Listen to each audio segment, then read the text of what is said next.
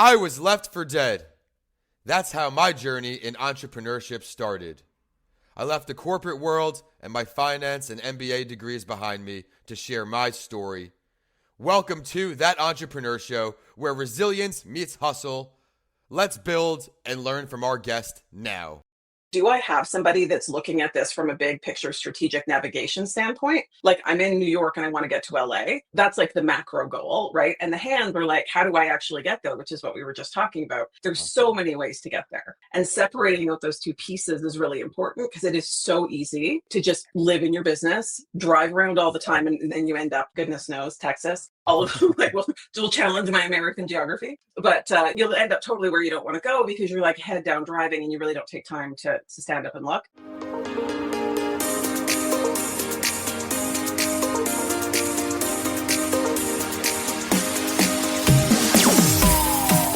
Here we go. Make sure that you are starting to follow these live streams because we've been having a lot of good ones. I'm having a lot of fun trying out StreamYard on my own here in 2025. We've got an incredible show today as we're going across to Canada to sit down with Rita Barry. Rita, thank you for joining the show. Oh, it's my pleasure. I'm grateful to be here all the way from Canada. It's cold up here. Yeah.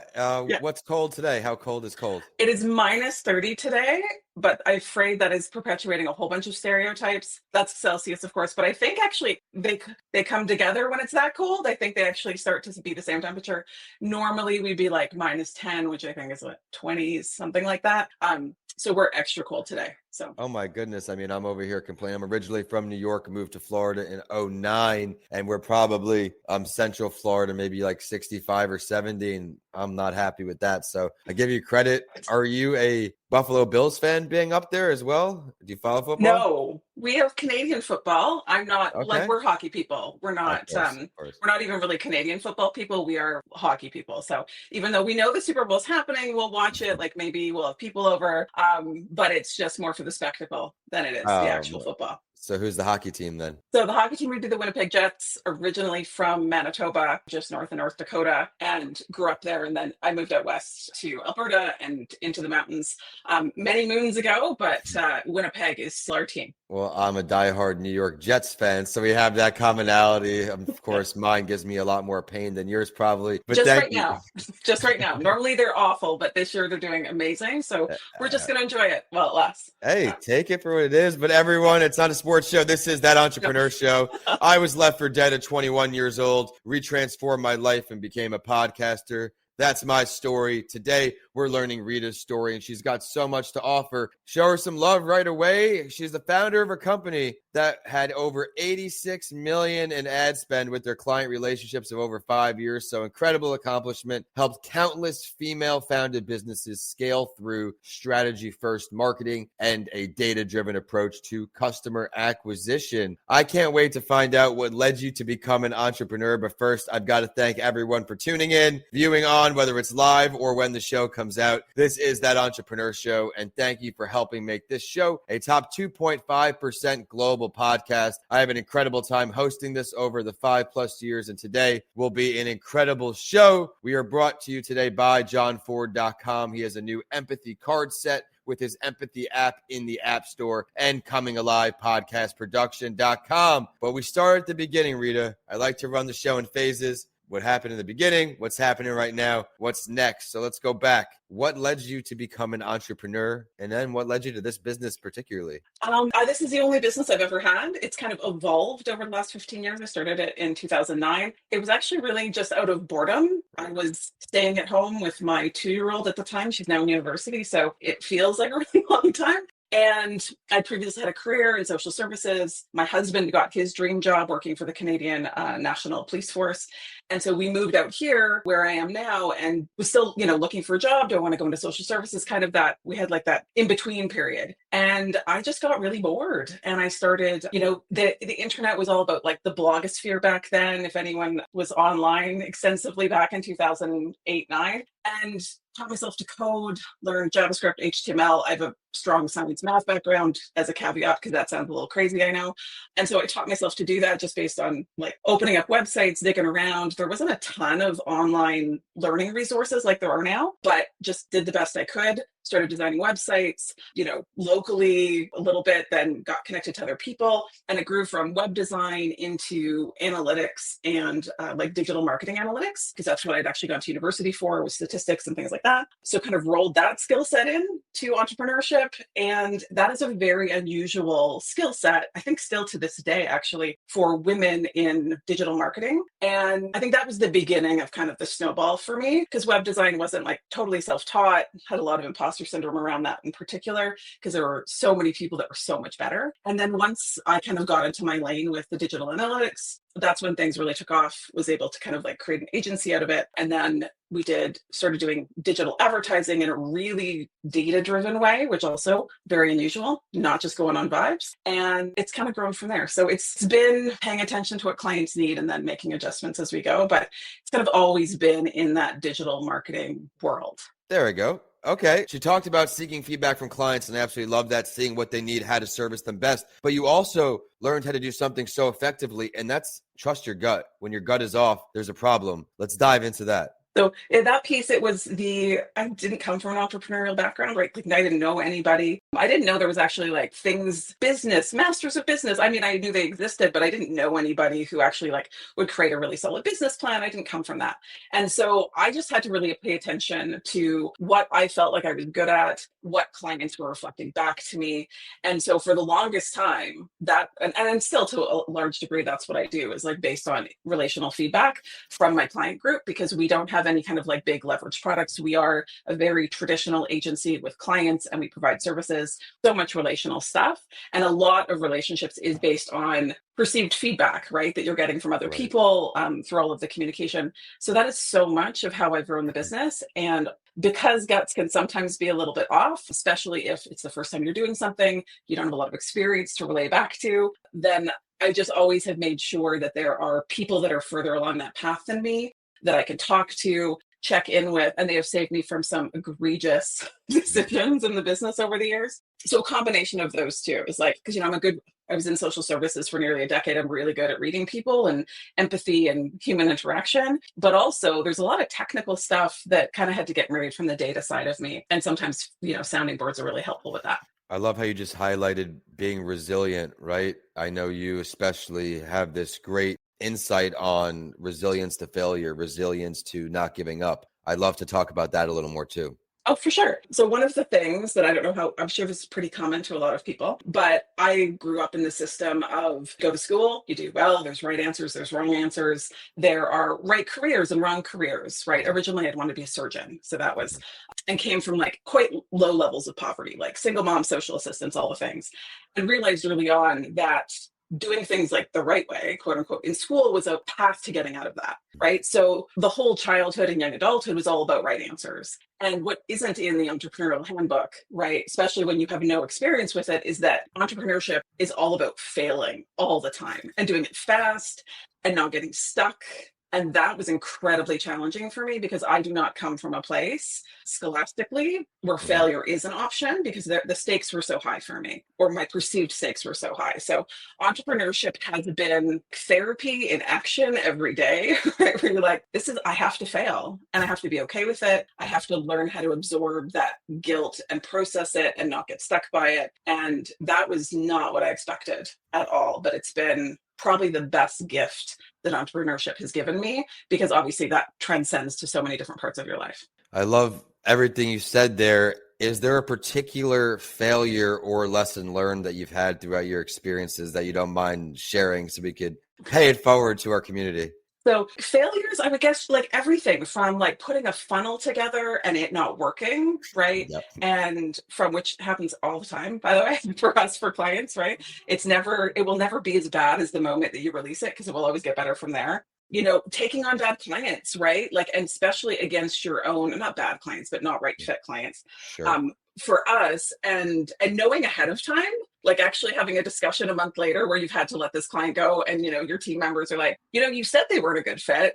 We're like, yeah. And that costs so much money and time and like morale sometimes, right? Like depending on what happens.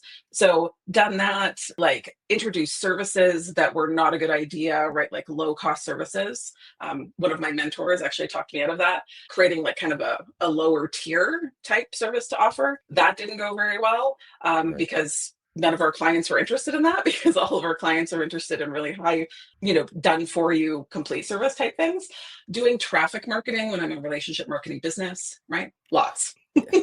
Oh my gosh. Well, I know it's hard to find your perfect marketing strategy. You just talked about a few areas inside marketing that you should pay attention to. Everyone, she's giving you a cheat sheet. But if we're going to create our perfect strategy, more generalized, of course, we don't know what each listener is looking for and what have you. What are some things that should just be in there as non-negotiables? So the place that I would start is actually, what problem are you actually solving? And so I think that is the best question to spend a bit of time actually understanding, because something as simple and benign as someone saying, I want to increase sales, can be done in infinite amount of ways. And so to actually create a proper marketing strategy, you actually have to be solving the right problems. And I've seen countless clients, friends, all the things, right, get really far down the road of solving the wrong problem. And it doesn't matter how good you are at solving the wrong problem, you're still not going to solve the right one. And so that's the biggest piece, is like actually coming at the problem with a variety of perspectives. If anyone is interested in like mental models and has ever done any work, like actually learning mental models about how you can approach problems from different perspectives, it's an excellent thing to invest your time and energy into learning, because it helps you solve better problems.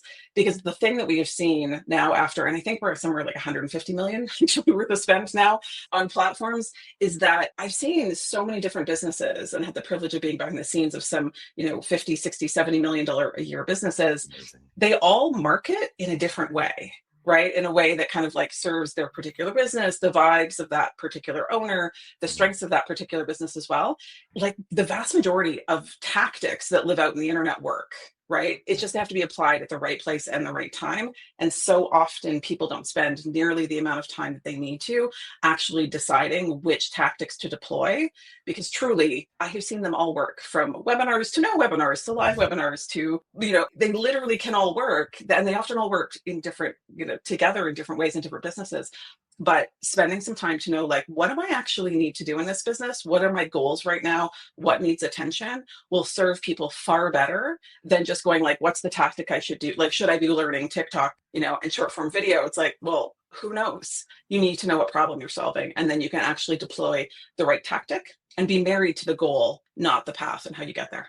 What advice that is. And I think that's right there with entrepreneurship. You can have your big goals, but you got to be flexible on how you're going to get there, because she touched on it very well before. There's a lot of failures in this game. You'll fail every step of the way. I mean, I bring this up from time to time. This show, especially if you go back to episode 1 or even 50, how terrible I think I sound, right? I leave them up inspiration and motivation, and also a reminder to myself that good things are going to take time. I was a guy that had a book and a bad experience, but there's a lot of people like that. So I had to get creative, start a show, never listened to another podcast beforehand, failed for 2.5 years. So that's what motivated me to write, I want to start a podcast and do Pod O'Clock, the other show, because if I could save you those 2.5 years where I was really, really bad, I've got a lot of learning lessons to pay. So I love your humility there as well. Thank you for sharing that. Navigating the marketing drivers. Now, this is a part of the strategy, of course, but I know that when you're the one driving, you're often blinded by your own light, or at least that's how it is for me. Are there things that, again, more generalized, we can be looking for?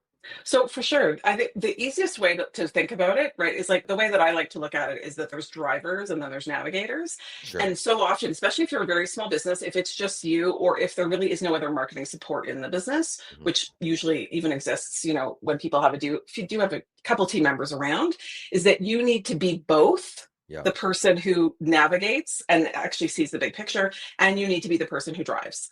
Right. And so that means it's like heads, the thinkers versus the hands who do things, right? There's a couple of different ways you can look at it, but ultimately it's really important to kind of break your marketing into those two chunks, right? It's like, do I have somebody that's looking at this from a big picture strategic navigation standpoint? Like, I'm in New York and I want to get to LA. That's like the macro goal, right? And the hands are like, how do I actually get there? Which is what we were just talking about. There's so many ways to get there. And separating out those two pieces is really important, because it is so easy to just live in your business, drive around all the time, and then you end up, goodness knows, Texas, all of them, like, we'll challenge my American geography. but you'll end up totally where you don't want to go because you're like head down driving and you really don't take time to stand up and look. And the thing that I found so interesting over the years about the strategy is that it feels really ambiguous. It feels really like hard. So people don't want to do kind of that navigation time, but it really takes so little time when you actually sit down. Even half an hour, even an hour is just, it's going to save you so much time in the long run. So it's really just about doing it the first time and realizing this doesn't need to be hard. What are the questions I need to ask myself? And then get to the work of making it happen. You've been giving a lot of value, and we're circling back to the contact info at the end, everyone. So stay patient. We're almost there. But who would you say your target customer is? Of course, your target client. Who can you add the most value to? It sounds like you can add value to a lot of people. But if you had to narrow it down a bit, who do you like to serve the most? So we serve primarily female entrepreneurs kind of in the info education online, like coaching consultant space. Those are our people. And and usually people that get the most value out of our service really have an established business. And they're at that place where usually the entrepreneur has been driving the marketing because they've had to, right? Like they've just bootstrapped it up to where it's been. So often 1 million, 3 million in that range where they've got a lot of success and proven track record. But the entrepreneur just is kind of done with the marketing piece. They need more insight, more, alternatives and experience to come in and really help drive their team better and also add a lot more marketing channels and things of that nature, which you often don't need until you're kind of at that size. I love that. Well, as you're getting to that size yourself, do you see yourself staying solely focusing on this? Do you already have another baby you're working on, or what's another next for you? Entrepreneurial baby? Yes. Yeah, you seem very ambitious, so I had to not assume ignorantly, but I think that you might have something good in the work. I really like helping like entrepreneurial women make tons of money. I said if we try to help people have private jet problems, is kind of the goal that gets us up every morning. So we've gone from just doing Facebook ads to now we do like fractional CMO services and really help complement what is going on within the business. Like we fill the gaps that people have because, as you know, direct response copywriting, Facebook ad people, Google ad people can be hard to find. And so sometimes at those business sizes, they'll have some of those people on their teams, but they don't have a full complement of them. And they often are missing a really strategic minded navigator person, right? Like that fractional CMO role. So we come in and we kind of fill in all of those places. So potentially some marketing assistance, right? Like some targeted masterminds for the right people where we're actually going to be working through marketing strategy quarterly with people in a more leveraged way, but still small groups is kind of where I think I'm going to go next because I see it as such a gap for folks. So that's the idea, baby, is kind of doing that, but still services. I love humans and being up close to success and failure and all of those things. I really enjoy that human interaction part. So I don't foresee that going away anytime soon. I love the vision. I love the ambition again, where you've got the plan for the marketing and you're now doing the CMO services, the events. So that's really exciting. But now that one curveball we discussed, where which entrepreneur throughout history, dead or alive, would you choose to sit down with? Gosh, it's always like, I think some of the female ones, there's a female that was a Black entrepreneur who would actually go down in the South, and I can't remember her name off the top of my head. And she would actually go and was like selling hair products and different, like those are the stories that I find so much more interesting because when there's actually like a diversity that lives in there and not obviously read the jobs biographies and like all of, because I mean, that's just interesting, right? Yeah. And Nike and all the things, but truly there's such a shortage of business books and memoirs written by women, which is really unfortunate. So you kind of have to hunt for them, but they're fascinating. And it's like when you have everything against you and you still figure it out, solve the problems, and then you have different struggles, right? Like there's just a lot of different things that people come up to. So it's more of those and you have to hunt for them, but they're worth reading because I find, they have similar raising families and having the business, right? And being a primary caregiver and things like that. There's just different nuances to female entrepreneurial stories that I get a lot out of because I, see myself in a lot of that. I love it. Now, what everybody's been waiting for. Where can we find you online, socials, website, whatever you've got going on? And backtrack quick. You mentioned a few books that are out there in that sphere. It's time for someone to put that book out there. I think this is your friendly push to get that book going. Yes. No, absolutely. I do have some friends that are writing some great books too. So I think we're Good. starting to see that a lot more. But you can find me at ritabarry.co, and the Barry's Barry. Yeah. And I'm not on social a ton, which is funny because people are like, but you're a marketing company. I'm like, we do relationship marketing. So I do a lot more of individual talks with people, networking, Good. masterminding, things of that nature. And so the website's the best place to find me. We have a marketing quiz there. If you are like, where do I even start with marketing strategy? You can find that from the website as well. And that can help give you a really detailed assessment. And that's totally free. So people can do that as well. All right, everyone, be sure to go check out all she has to offer online. This is That Entrepreneur Show. Be sure to subscribe to stick around for the next episode. But today we got a really great one. Be sure to head to her website, see all the things she can do for you. And we are That Entrepreneur Show. I am Vincent A. Lanci. With that, we're about to sign off here. Thank you so much for your time and have a great day.